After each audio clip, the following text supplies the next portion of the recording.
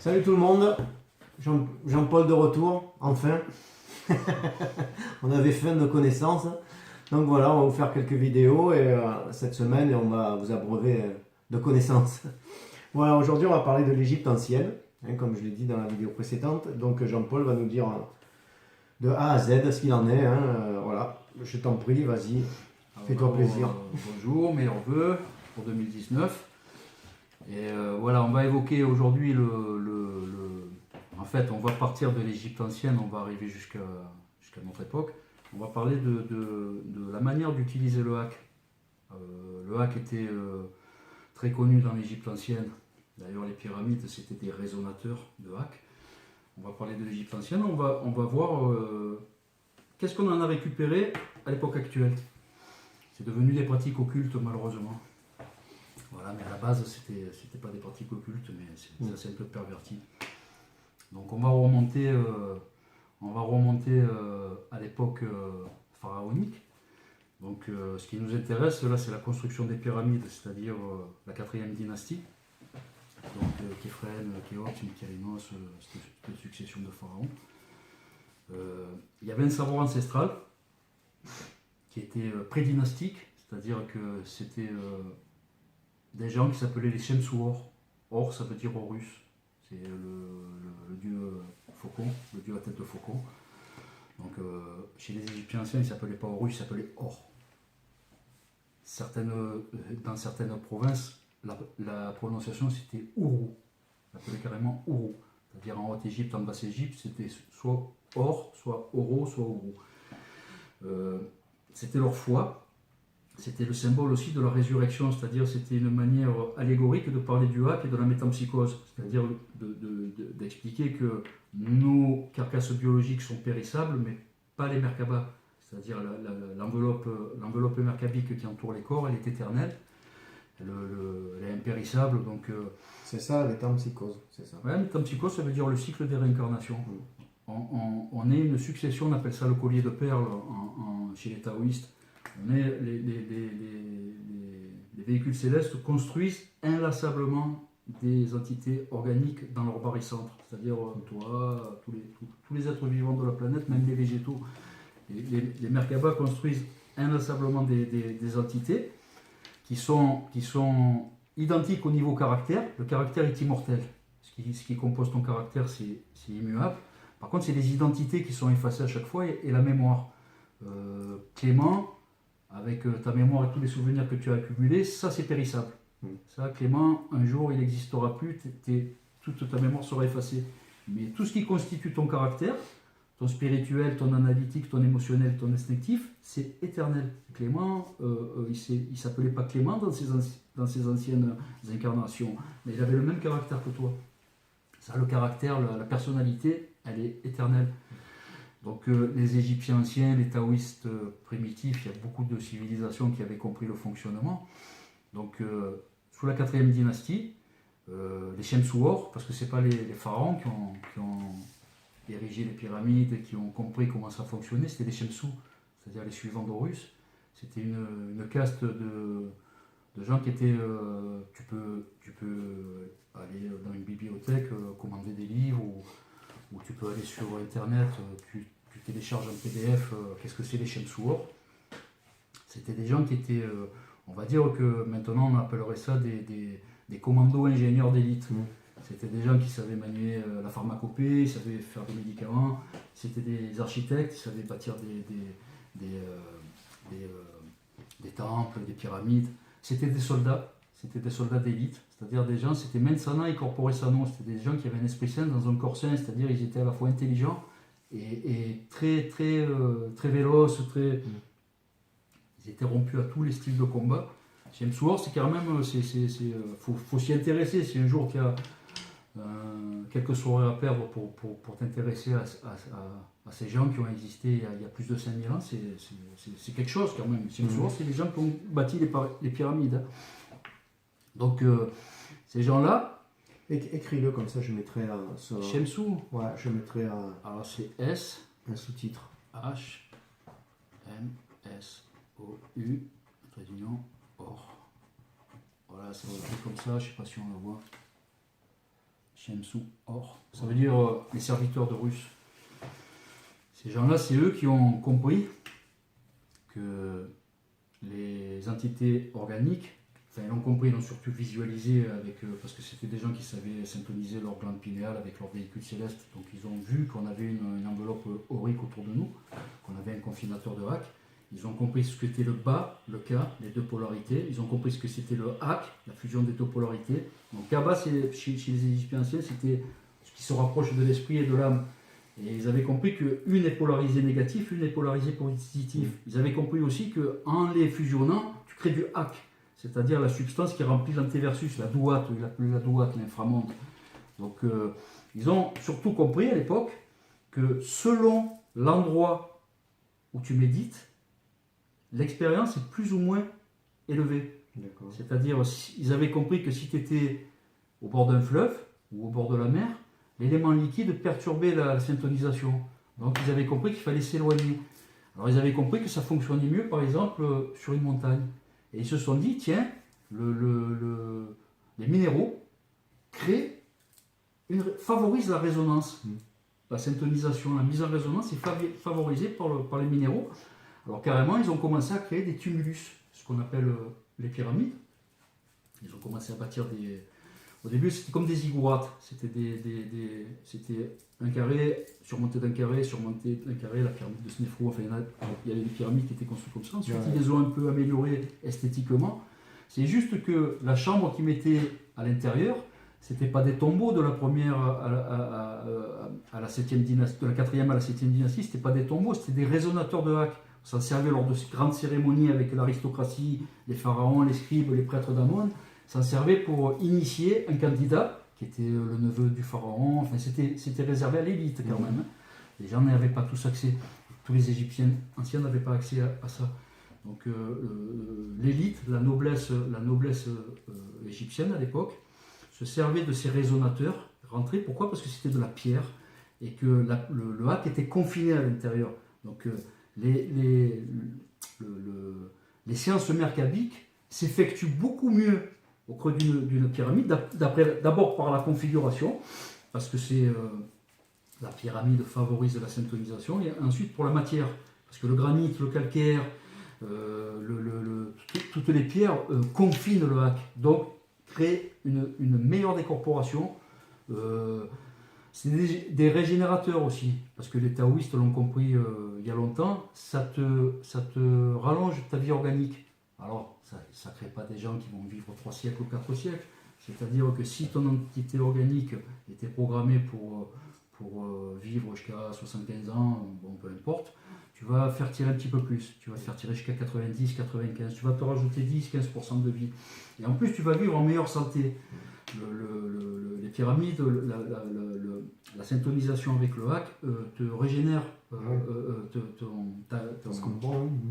tes organes, tes os, ton sang. Ensuite, ça favorisait l'expulsion de la psyché, de la conscience. C'est-à-dire, eux, ils avaient 2 endroits dans l'espace qui les intéressaient, c'était Orion et Sirius. Donc, un était voué à Osiris, l'autre était voué à Isis.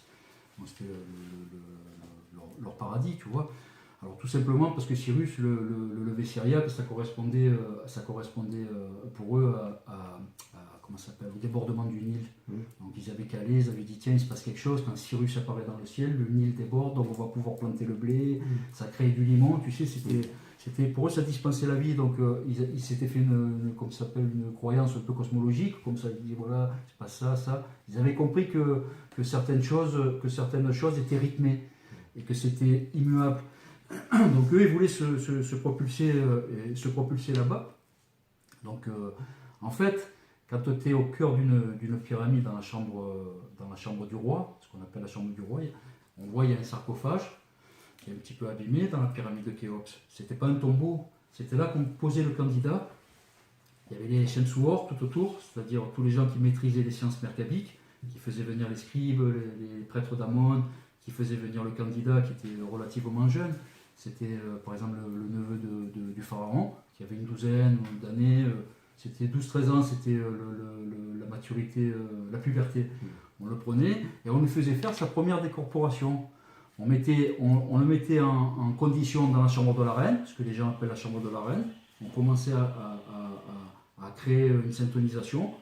On le transcendait, c'est-à-dire les Shem Suor commençaient à lui parler de pensée transcendantale. Ils axaient leur discours sur la douate, c'est-à-dire l'inframonde, sur l'antéversus. On transcendait un peu ce jeûne. Et ensuite, on le faisait partir de la chambre de la reine quand il était bien préparé, qu'il avait été bien conditionné. On le faisait monter dans la chambre du roi qui est à peu près au barycentre de la pyramide. Et là, il y avait tout un processus où on le mettait dans le sarcophage, où ça a été le processus a été repris en franc-maçonnerie, c'est-à-dire on le faisait mourir de sa vie de profane pour le faire naître dans sa vie d'initié. Mais entre les deux, il aura 8, 10, 12 minutes de voyage astral. Il va rencontrer des entités, il va rencontrer d'autres Merkabah, d'autres véhicules célestes. Et si le travail a bien été fait par les Shem Suor, il va traverser le rideau infrascopique, c'est-à-dire il va se rendre dans la douate, dans l'inframonde. Donc bien sûr, le gars en revenait transcendanté, le jeune en revenait, il était transcendé, il était les yeux écarquillés, se demandait qu'est-ce qui lui était arrivé. C'était ça la fonction primaire des pyramides, c'était un résonateur qui était destiné à propulser la psyché hors du corps. Ce n'étaient pas des tombeaux, ce sont devenus des tombeaux à partir de la 8e dynastie, c'est-à-dire dès la 8e dynastie, les Égyptiens avaient oublié la fonction primaire de ces édifices. Ce sont devenus des tombeaux pour des pharaons, alors que ce n'était pas leur vocation initiale.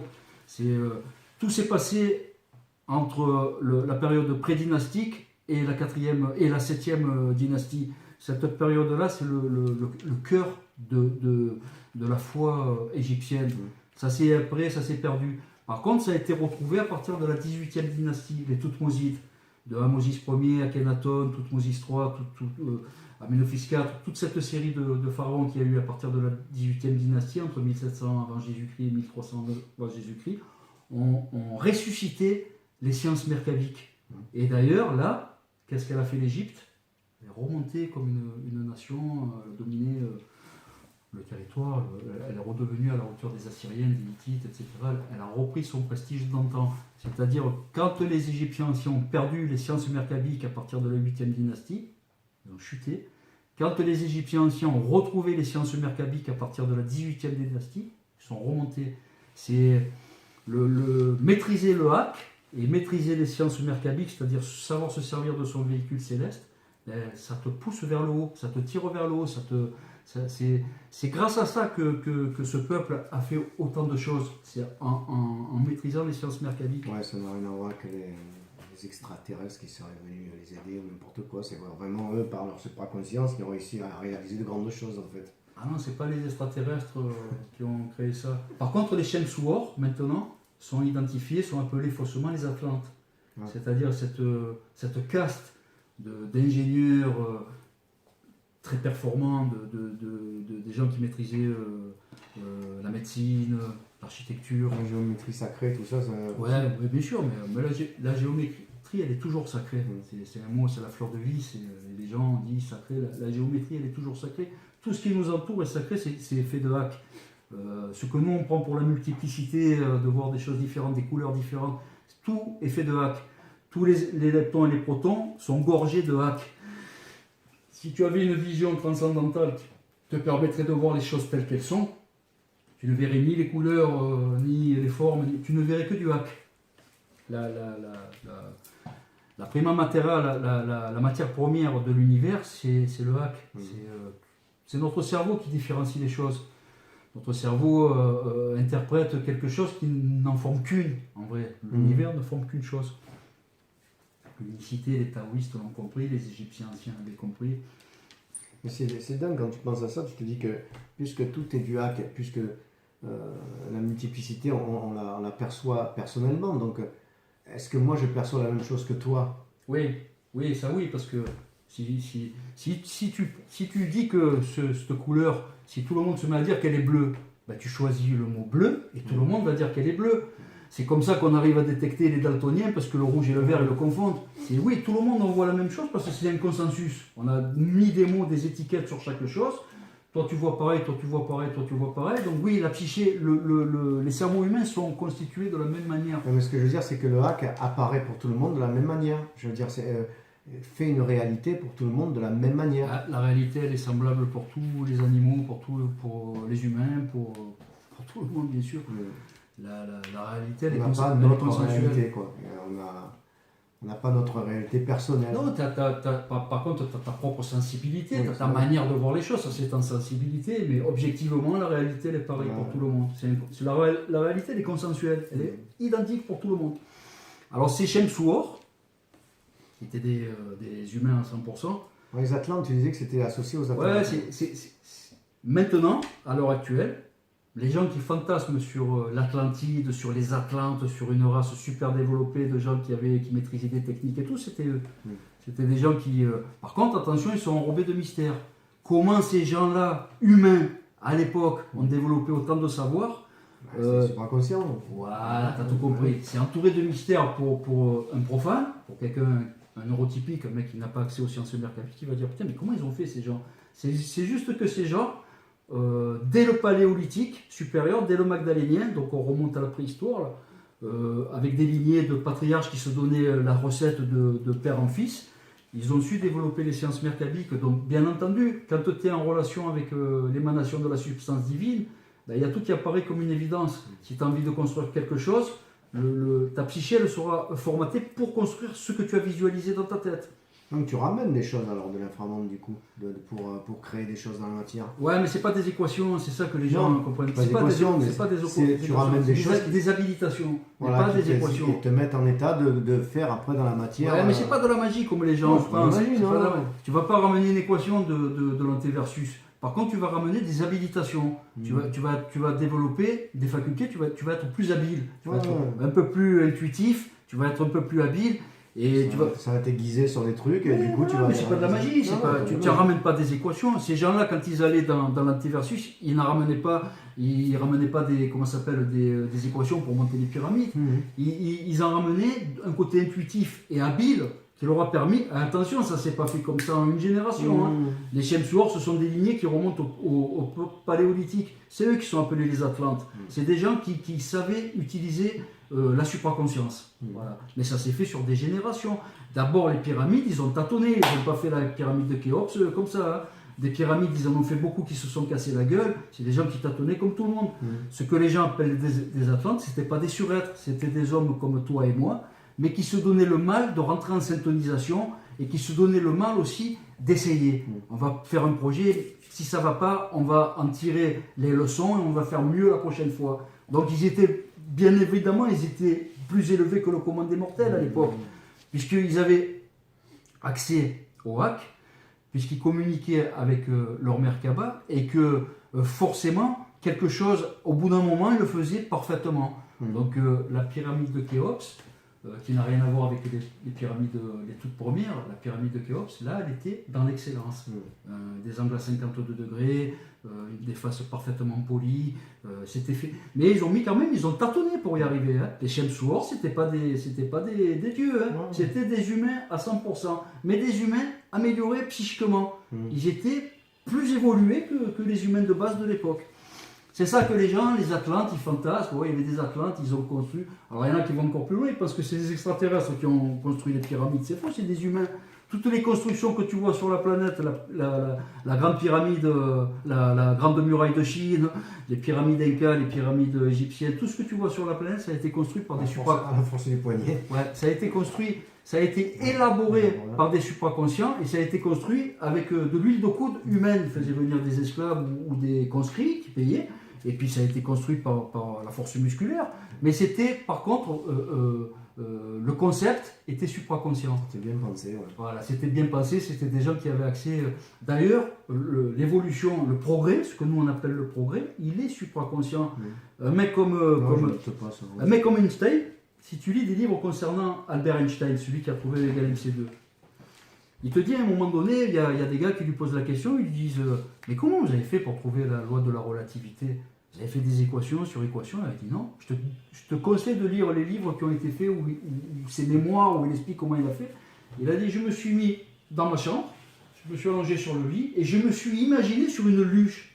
Et je me suis dit, comme lui connaît les lois fondamentales de l'univers, il sait ce qui se passe au fur et à mesure. Il s'est imaginé sur une luge et il s'est dit, j'accélère.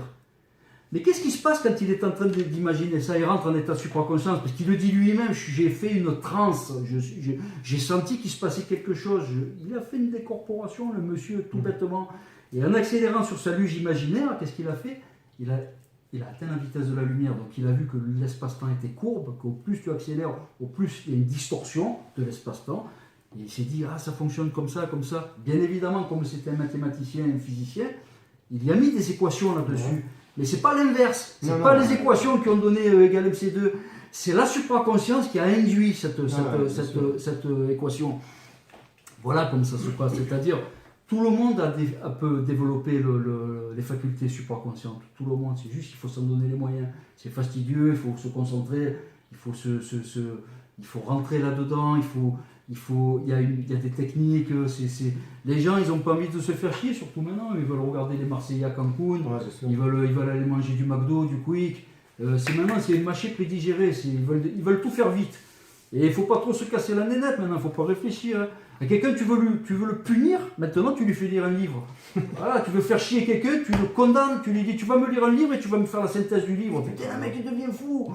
Ah non, moi le premier. Hein? Moi le premier. Bien sûr, c'est considéré maintenant, l'instruction, l'autoréalisation, c'est considéré comme une corvée alors que c'est un plaisir. Il y a des gens, et d'ailleurs, les gens qui prennent ça pour un plaisir, ils sont un petit peu plus que ceux qui considèrent ça comme une corvée. Dès l'instant où tu apprends les choses dans le plaisir, tu les retiens bien, tu les apprends facilement. Maintenant, si c'est forcé, tu ne les retiens pas. Tu en retiens une petite partie, c'est tout. Ouais, mais c'est voulu. Hein. Ouais, mais l'élite est en train c'est un abêtissement de la population volontaire. On leur file des émissions pourries. On leur donne de la bouffe pourrie, il faut qu'ils se contentent de ça et surtout, il ne faut pas qu'ils s'instruisent. Parce que s'ils s'instruisent, ils vont comprendre qu'on les prend pour des cons. Donc, c'est-à-dire, on leur a bridé l'éventail ils n'ont plus de perspective, leur avenir est fermé, ils n'ont plus de champ de conscience, alors c'est maintenant, c'est la télévision, la consommation, travail, ferme ta gueule, consomme, rentre chez toi, ne va pas manifester, ne réfléchis pas, surtout retourne travailler, consomme, tout ça parce qu'ils veulent s'en mettre plein les fouilles. Par contre, les gens qui dominent ça, l'élite mondiale actuellement, ils ont connaissance à 100%, je te garantis, de la supraconscience, des techniques reptiliennes, ils ont conscience, ils maîtrisent tous ces arts à la perfection. Hein. Les gens qui dominent le monde actuellement, ce sont ou des amalécites reptiliens en hyperconscience, ou des supraconscients en état de conscience modifiée spirituelle. Ce sont ces gens-là qui dominent la planète actuellement. Parce que les gens, justement, qui ont du mal à ouvrir un livre et à s'instruire, c'est leurs esclaves consentants. C'est pas leur intérêt que les gens aient accès à ce savoir. Mais vraiment pas. Non, bien sûr, évidemment, c'est clair. Alors, dès l'instant où il y en a un qui commence à savoir quelque chose, on le fait fermer sa gueule, quoi. Ou on le censure, ou aussi on l'empêche de parler, ça c'est sûr. Il y en a plein qui font ça. On va atteindre, dans une vingtaine d'années, on va atteindre 10 milliards sur la planète.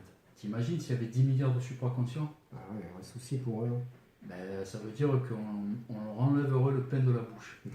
Voilà, c'est-à-dire qu'il n'y aurait plus de caste dominante, c'est-à-dire que tout le monde serait à égalité. Ils perdraient tous leurs privilèges. Non, mais ça arrivera pas comme ça. Dans la vie, tout est question de processus. Il faut que ça démarre, il faut que ça suive son cours, et il faut que ça s'achève. C'est des processus, il n'y a rien qui se fait comme ça. On va en chier pendant 2 siècles avant de recommencer à peu près à y voir clair sur la planète. On appelle ça une force exponentielle. C'est-à-dire que cet égrégore du mal, c'est nous qu'on l'a créé. Cette course à l'échalote, à la technologie, à la consommation, etc., ça a généré le diable. Ouais, c'est ça. C'est ça le diable. Il y a un mec qui parle bien sur une chaîne, là, je ne sais pas si tu connais Evolution Man, d'ailleurs je lui fais un coucou. Oui, le mec il se dit le fléau c'est l'argent, quoi. Dès l'instant où on obstrue l'argent, si on fait sans l'argent, c'est plus du tout pareil, qu'on n'a plus la même vision des choses. L'argent qui fait, il a complètement raison là-dessus. Hein. L'argent, chez les juifs, il appelle mammon. Et mammon, chez les juifs, c'est le diable. C'est-à-dire l'expression sur la planète du diable, c'est les sous. C'est mammon. Si tu vas sur un dictionnaire, tu regardes, ça s'écrit avec 2 M. Tu regardes mammon, c'est l'argent. Mais l'argent diabolisé, c'est-à-dire l'argent a créé son propre égrégore. Les gens deviennent fous. Ils veulent amasser, ils veulent dominer, ils veulent se goinfrer. C'est ça. Se mettre à l'abri.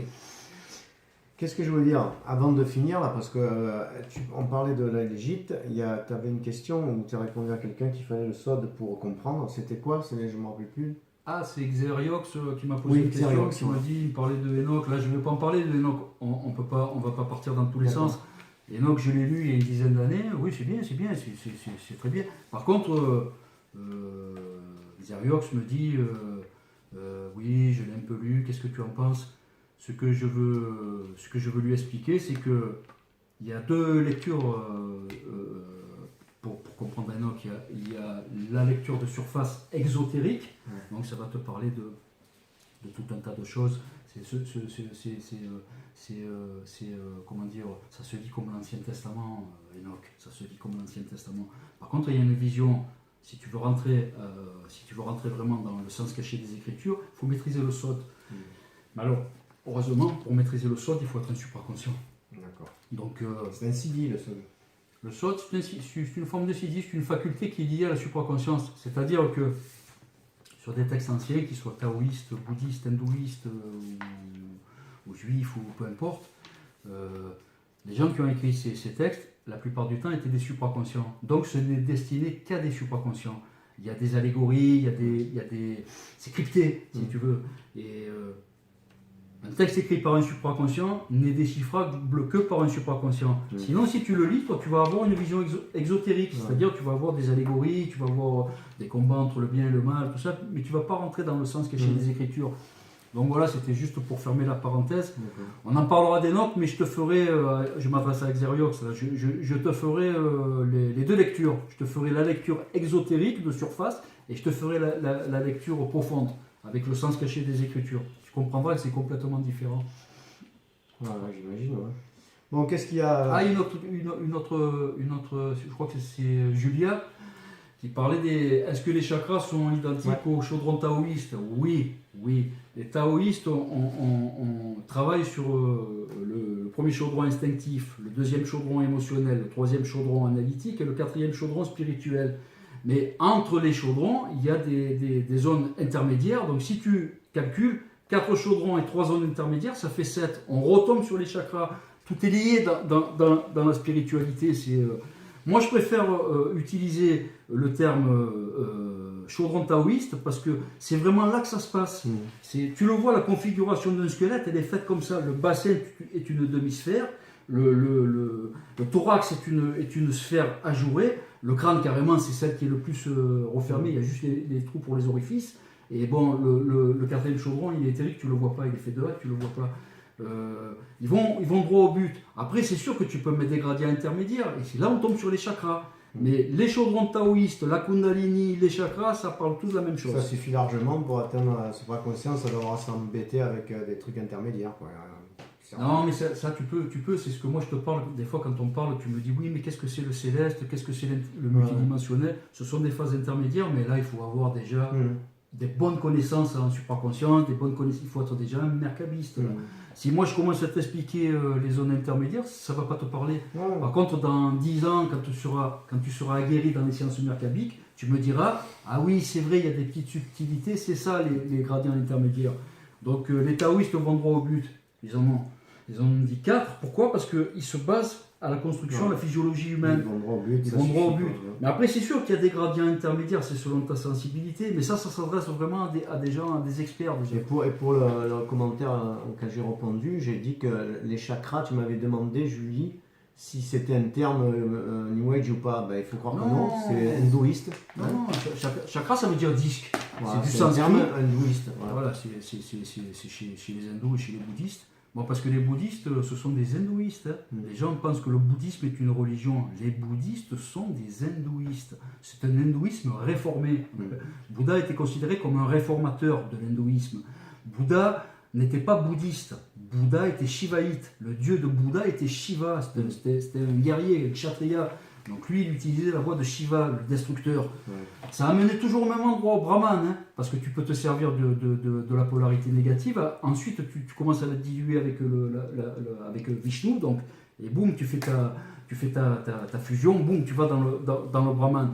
Lui, comme c'était un guerrier, Siddhartha Gautama, Shakyamuni, c'était un Sith, c'était un guerrier, le gars qui savait manier l'arc, l'épée, un cavalier, c'était... voilà, il se servait de Shiva. Bouddha était shivaïte, les gens ne le savent pas. Bouddha, il n'était pas bouddhiste. Et les gens qui prennent Bouddha pour un dieu se trompent. Bouddha, c'est un modèle. C'est un gars qui expliquait à ses disciples comment justement atteindre Brahma, la fusion de Vishnu et Shiva. Tu es un peu le Bouddha du 21e siècle alors. Ah, pas du tout.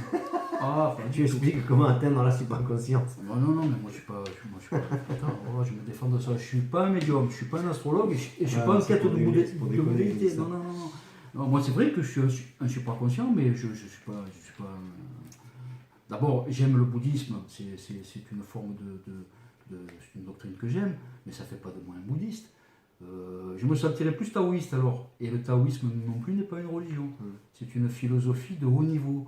Tu ne peux pas considérer le taoïsme et le bouddhisme comme des religions. Alors c'est vrai que le bouddhico-taoïsme, les deux religions mélangées, ont donné par exemple le zennisme au Japon. La doctrine zen est une fusion du taoïsme et du bouddhisme, avec un petit peu de vajra dedans, avec un petit peu de shintoïsme, avec un petit peu de chamanisme. Mais voilà, je me sens plus proche quand même d'un zéniste, d'un moine japonais, qui unit ces deux doctrines, mais ce n'est pas des religions. Hein. Le bouddhisme et le taoïsme ne sont pas des religions. Considérés comme une religion, oui, le judaïsme c'est une religion, le christianisme c'est une religion, l'islam c'est une religion, mais les doctrines à haute intensité spirituelle, justement, ils se défendent du dogme et des doctrines. On rentre plus dans la philosophie que dans la religion. Mais c'est très bien comme ça d'ailleurs. On te parle de force fondamentale. Après, c'est vrai qu'ils ont imagé la force fondamentale yin, ils l'appellent Shiva. La force fondamentale yang, ils vont l'appeler Vishnu. Le Tao, le Tao-Té, la force de l'antéversus, ils vont l'appeler Brahman, ou le Brahman. Mais on change de nom, on donne des étiquettes, mais ça parle toujours de force fondamentale. Alors ouais, je voulais juste par contre, je sais pas si... Il faut terminer là, sinon ça va pas. Alors on termine, on dit au revoir. Ouais, on va dire au revoir, et puis on se retrouve dans une autre vidéo, et il n'y a pas de souci. C'est parti, on est reparti sur les chapeaux de roue. Allez, à de suite. Allez.